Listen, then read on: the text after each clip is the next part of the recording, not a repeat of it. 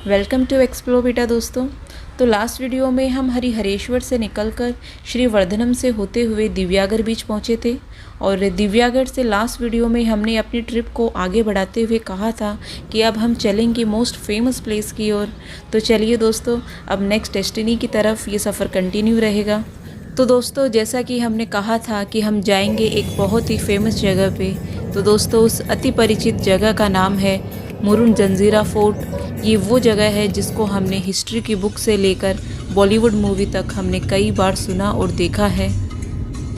दिवागर बीच में sports activity करने के बाद हम दिघी की ओर आ गए हैं, जो कि 13 किलोमीटर की दूरी पर है दिघी।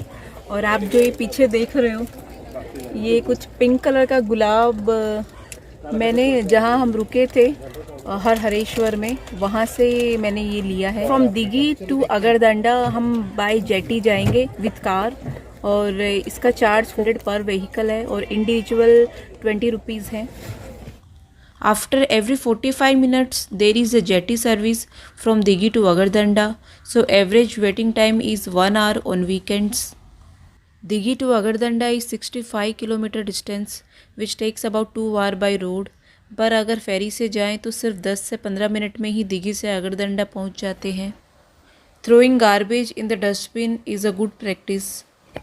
प्लास्टिक कचरे से टूरिस्ट प्लेस की खूबसूरती बिगड़ती जा रही है। पहले तो ये ढेर धरती तक ही सीमित था, लेकिन अब यह नदियों से लेकर समुद्र तक हर जगह नज़र आने लगा है।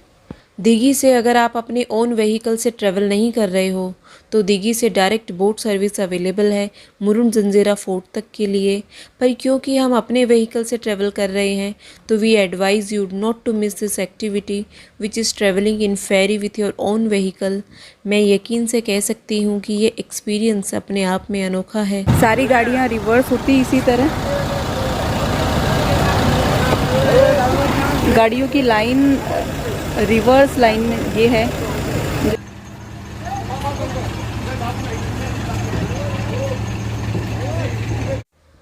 This ferry is mainly to save the time, money and fuel.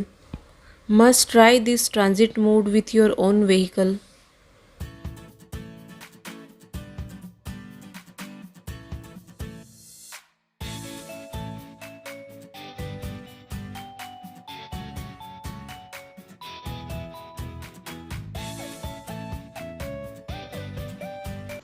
हालांकि ये फेरी ट्रिप सिर्फ 15 से 20 मिनट की ही है, पर इस सी राइड में जितना एंजॉय बड़े करते हैं उससे ज़्यादा मज़ा बच्चों को आता है। यहाँ पे 2 तरह की टिकट मिलती है, एक डायरेक्ट मुरुन फोर्ट जाने के लिए और दूसरी फेरी से अगरदंडा जाने के लिए। अगरदंडा से आप मुरुन जंजीरा फोर्ट जाने के लिए 2 जगहों से बोट ले सकते हैं। पहला कि आप राजपुरी आ जाए, जो कि मेन सेंटर है, या फिर आप मुरुन गांव चले जाएं। इन दोनों जगहों पे बोट अवेलेबल है डायरेक्ट मुरुन जंजीरा फोर्ट जाने के लिए। मुरुन जंजीरा फोर्ट जाने से पहले पानी की बोतल और मोबाइल चार्ज हो, इस बात का ज़रूर ध्यान रखें। टिकट काउंटर से टिकट लेने के बाद अब हम आगे बढ़ रहे हैं मुरुन जंजीरा फोर्ट के लिए। दिघी से अगरदंडा पहुंचने के बाद है कि मुरुन जंजीरा फोर्ट जाया जाए, तो इसके लिए हमने यहाँ पर अपनी बारी का इंतज़ार कर रहे हैं। लाइन काफ़ी बड़ी है, इस लाइन में करीब 1 घंटे से ज़्यादा का समय लग गया।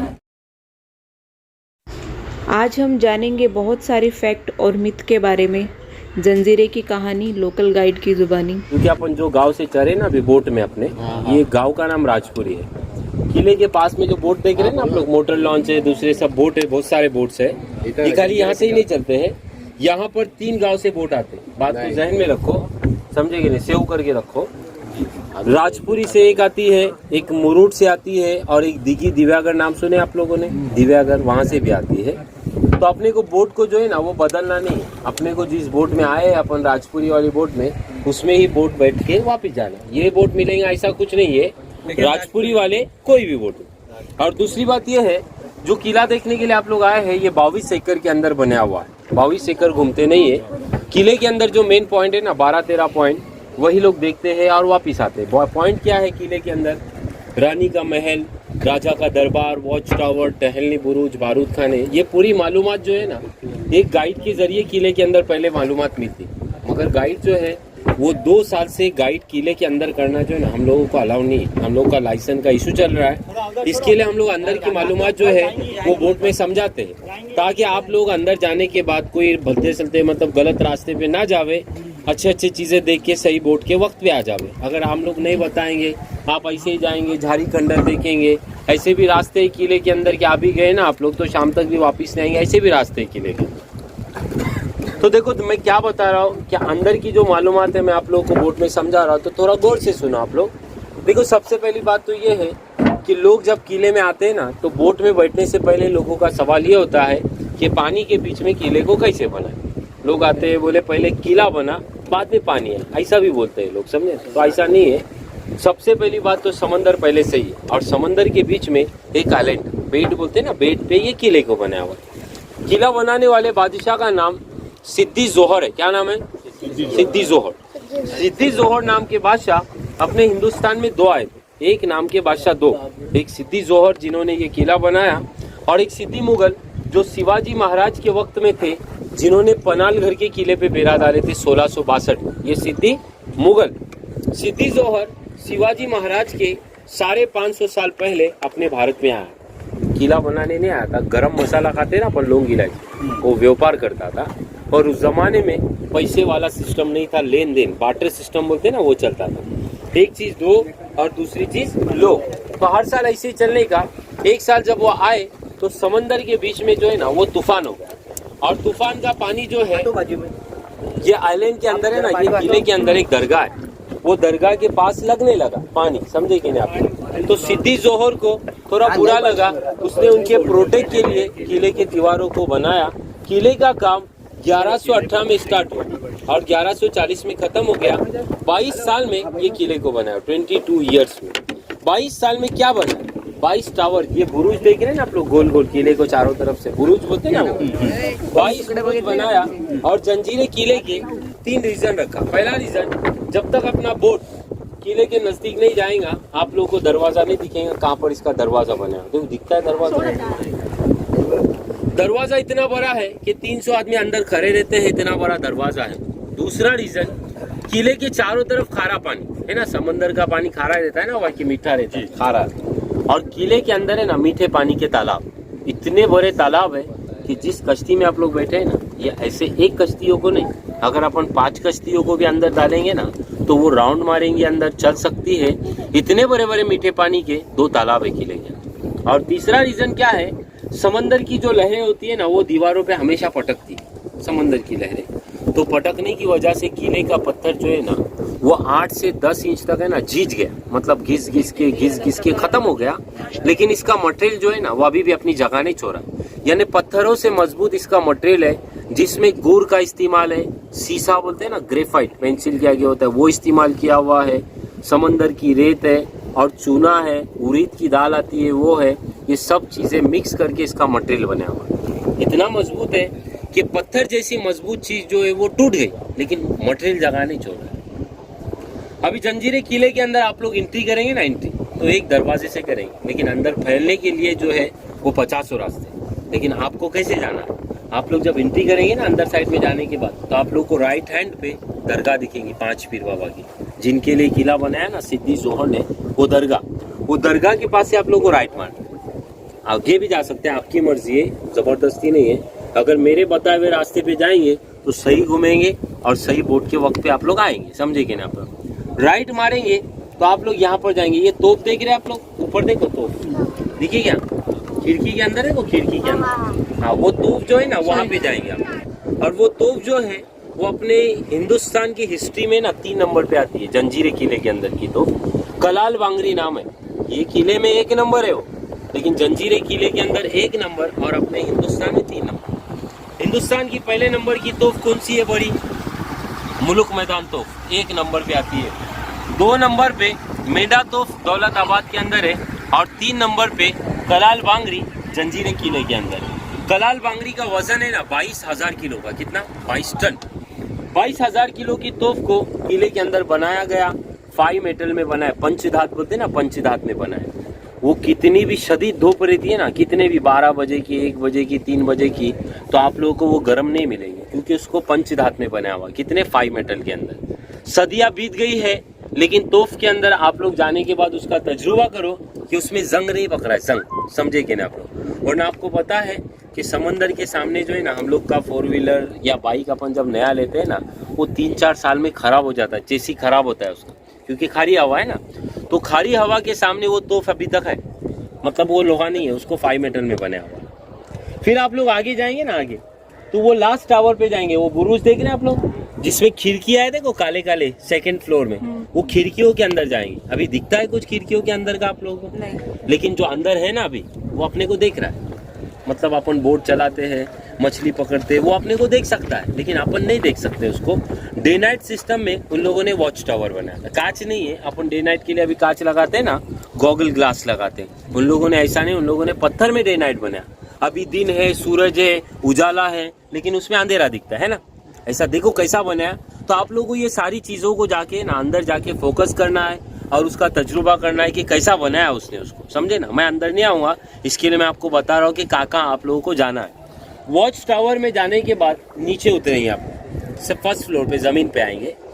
ज़मीन पे आने के बाद जब सीढ़ियाँ उतरेंगे ना आप लोग, तो सीढ़ियों के सामने ही आप लोगों को है ना, ऐसे 3 दरवाजे दिखेंगे, 3 दरवाजे। इनमें से एक दरवाज़ा जो है ना, वो समंदर के नीचे उतरता है। ये समंदर 60 फुट गहरा है, इसके नीचे से रास्ता जो है ना, समंदर के नीचे से गांव में जाता है। टिकट निकाले ना वहाँ पर, देखो वो नारियल के दरख्त के नीचे काली वाली दीवार देख रहे हैं आप लोग सामने, देखो दिखा, ये वहाँ पर रास्ता आता है। समंदर के 60 फुट नीचे से रास्ता उधर खुलता है, लेकिन अभी खुलता नहीं है, अभी बंद किया हुआ है इसको। अगर खुलता रहता तो उधर इतनी गर्दी नहीं रहती, तो उससे फटाफट अंदर लाते थे, समझेंगे, लेकिन अभी बंद है उसको। 1947 के बाद उसको सील किया हुआ। हिंदुस्तान आज़ाद हुआ ना, उसके बाद ये किला गवर्नमेंट ने लिया। गवर्नमेंट ने हिंदुस्तान आज़ाद होने के बाद जमहूरियत बनी, जमहूरियत बनने के बाद कानून कायदे बने, उसके बाद ये किला गवर्नमेंट ने लिया। वरना ये किला जो है ना, ये अनकैप्चर फोर्ट है, अजीम किला। ये किले को किसी ने जीता हुआ नहीं है, समझेंगे ना आप। 1947 के बाद किला गवर्नमेंट ने लिया और ये किले को लास्ट तक किसी ने जीता हुआ नहीं। और ये किले के ऊपर जो है ना, शिवाजी महाराज ने भी अटैक किया, संभाजी महाराज ने भी अटैक किया, कान्होजी अंग्रे ने, चिमाजी अप्पा ने किया, लेकिन ये किला फतेह नहीं हुआ, समझेंगे ना। जंजीरे किले के ऊपर संभाजी महाराज ने 1 मरतबा नहीं 3 मरतबा अटैक किया। जब तीसरी मरतबा अटैक हुआ ना, तो कान्होजी अंग्रे ने रायगढ़ फोर्ट पे अटैक किया। रायगढ़ फोर्ट पे अटैक हो गया, संभाजी महाराज को पता चला और ये किला छोड़ के वो रायगढ़ को बचाने के लिए गए, क्योंकि रायगढ़ जो है ना, वो राजधानी है, कैपिटल बोलते हैं ना, कैपिटल, उनकी रिस्पेक्ट इज्जत है वो। तो अगर वो चली जाती, तो समझो रायगढ़ चली जाती, तो इज्जत, रिस्पेक्ट, पनालगढ़, प्रतापगढ़, वो सब चला जाता। इसकी वजह से ये किला छोड़ के वो किले को बचाने के लिए गए। और जंजीरा किला जो है, ये लास्ट तक अजिंक्य रहा, समझेंगे ना आप लोग। मीठे पानी का तालाब इतना बड़ा है किले के अंदर कि ये बोट चलेंगी। 60 फीट गहरा तालाब है। कितना फीट? 60 फीट गहरा। और 60 फीट गहरा क्यों खुदा? क्योंकि ये किला बनाने के लिए जो पत्थर लगे हुए ना, वो इधर के ही निकाल के किले को लगाया। जब निकालते निकालते नीचे गए ना, तो पानी का झरना लगा, पानी मीठा मिला, वहाँ पर ही खुदवाना बन के उन लोग के 2 रीजन बने, पानी मिला, पत्थर मिला, समझे कि ना आप लोग। तो जब पानी मिला ना किले के अंदर, जब किले के अंदर 550 घर बने। नवाब किला छोड़ के जब गए ना 1947 में, तो नवाबों के साथ यहाँ के कॉमन लोग भी किला खाली करके वो गाँव में गए। राजपुरी गाँव है ना, वहाँ पर 2500 घर है। ज़्यादा से ज़्यादा लोग किले के अंदर के उधर शिफ्ट हो गए। और नवाबों का पैलेस किधर है पता है आप लोग को? आप लोग मुरुड में आने से पहले एक राइट साइड में देखो, एक चर्च जैसा पैलेस दिखा हूँ, मुरुड में आने से पहले, वो उनका है। तो उन्होंने यहाँ का सामान उधर ले जा। अब ये किला गवर्नमेंट के हाथ में और वो पैलेस खुद का है। और ये किले का नाम जो है ना, ये मुरुड जंजीरा नहीं है। ये किले का ओरिजिनल नाम जो है वो हफ्सानी जजीरा। क्या नाम है? हफ्सानी जजीरा। मुरुड जंजीरा अभी अपन ने नाम रखे हैं। हफ्सानी जजीरा ये किले का ओल्ड नाम, पुराना नाम। हफ्सानी का मतलब क्या होता है? जो अफ्रीका के लोग होते हैं ना, जिन्होंने किला बनाया, ये अफ्रीका के थे ना, तो अफ्रीकन लोगों को नेग्रो बोलते हैं ना अपन, नेग्रो। असल में उनको हबशी बोलते हैं। क्या बोलते हैं? हबशी। और समंदर के बीच में जो एक आइलैंड होता है ना, आइलैंड, डोंगर होता है, उसको जजीरा कहते हैं। हबशी लोगों का जजीरा, समझे कि ना आपको? मुरुड जंजीरा नाम नहीं है। देखो ये हिस्ट्री है, ये हिस्ट्री हम लोग किले के अंदर बताते हैं। जब हम लोग लेके जाते this is a life time experience. हम लोगों ने बोटिंग तो बहुत बार बहुत सारी जगहों पे की है, पर सेलिंग बोट पे अपना अलग ही अनुभव रहा। The boat which take us from Rajpuri to Murud fort is sailing boat, और इस नाव में समुद्र में यात्रा करने का अपना अलग ही एक्सपीरियंस है। दोस्तों, ये है कलाल बांगरी कैनन। इस किले में इस तरह के 22 बुर्ज हैं और हर बुर्ज में इसी तरीके से तोपें लगी हुई हैं, और यहाँ से अरेबियन सी का शानदार नज़ारा दिखाई देता है। जैसा कि हमें गाइड ने बताया था, ठीक उसी के अनुसार अब हम जा रहे हैं डे एंड नाइट रूम की ओर। अब वहाँ से हम आगे बढ़ते हुए मीठे पानी के तालाब की ओर पहुँच चुके हैं। तकरीबन 100 से 150 सीढ़ियाँ चढ़ने के बाद अब हम पहुँच गए हैं वॉच टावर। यहाँ से चारों ओर दूर दूर तक फैले हुए साफ़ नीले गहरे समुद्र का नज़ारा अमेजिंग है। यहाँ से आप 22 के 22 बुर्ज देख सकते हैं, जिसको बनाने में 22 साल लगे, और जिसके अंदर सिमटा हुआ है ये किला, जो अपने पूरे जीवन काल में अभिजीत रहा। यहाँ घूमने में करीब 1.5 से 2 घंटे का समय पर्याप्त है। And most important thing, not to forget to bring water and snacks with you, as there are nothing available here. आप देख सकते हो शाम के 5 बज चुके हैं, लेकिन अभी भी यहाँ आने और जाने वालों की कितनी भीड़ है। लोकलाइट्स के मुताबिक ये भीड़ वीकेंड्स की वजह से है। ये किला था तो बहुत छोटा सा, पर यहाँ से उतनी ही बड़ी यादें हम लेकर जा रहे हैं। After visiting this fort, we are heading back towards Mumbai via Kashid Alibag route. If time and schedules permit you, you can also enjoy these two places. If you want more informative traveling videos, then keep watching our videos and don't forget to like and subscribe our YouTube channel. Thanks for watching.